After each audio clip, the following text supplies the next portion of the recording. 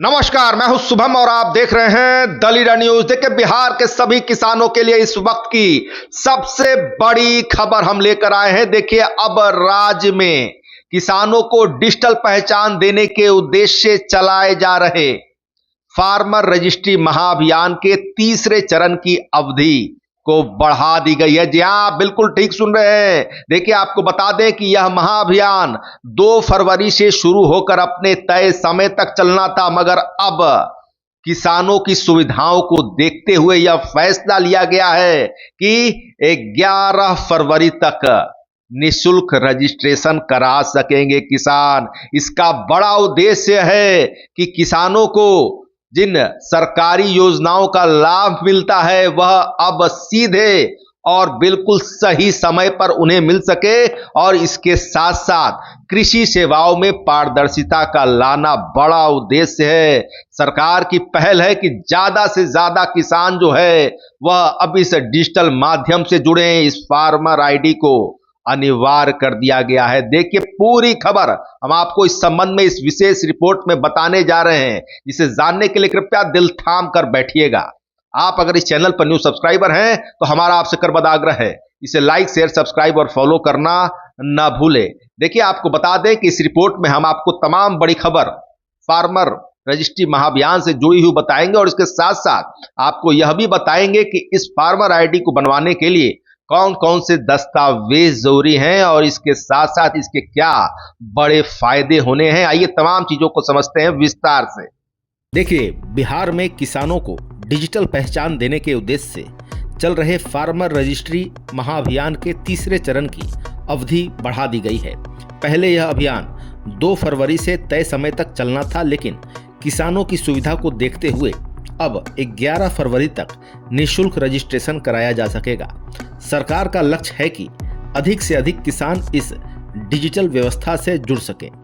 आपको बता दें कि इस महाअभियान के तहत पूरे राज्य में मिशन मोड में फार्मर रजिस्ट्री का कार्य किया जा रहा है।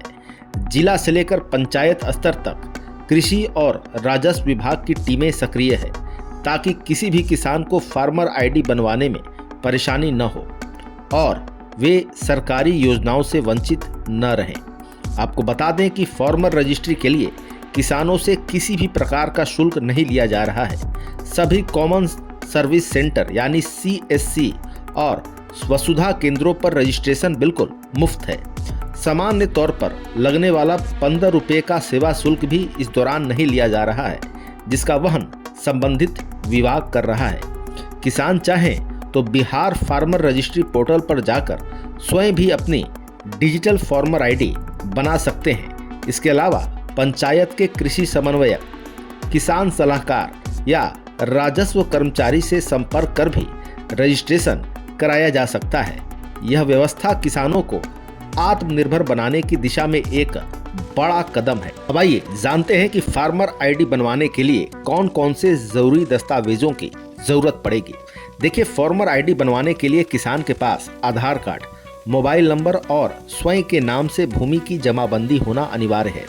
इन दस्तावेजों के आधार पर किसान का सत्यापन कर उसकी डिजिटल पहचान तैयार की जा रही है, जिसे आधार से जोड़ा जा रहा है। अब आइए जानते हैं क्या है फार्मर रजिस्ट्री के बड़े फायदे। देखिए, फार्मर रजिस्ट्री एग्री स्टैक परियोजना का एक अहम हिस्सा है, जिसका उद्देश्य कृषि सेवाओं को अधिक पारदर्शी और प्रभावी बनाना है। डिजिटल फार्मर आईडी से किसानों को फसल बीमा, KCC, सहायता अनुदान और फसल नुकसान पर मुआवजे जैसी योजनाओं का लाभ सीधे और समय पर मिलेगा। इससे बिचौलियों की भूमिका खत्म होगी और योजनाओं का लाभ वास्तविक किसानों तक पहुंचेगा।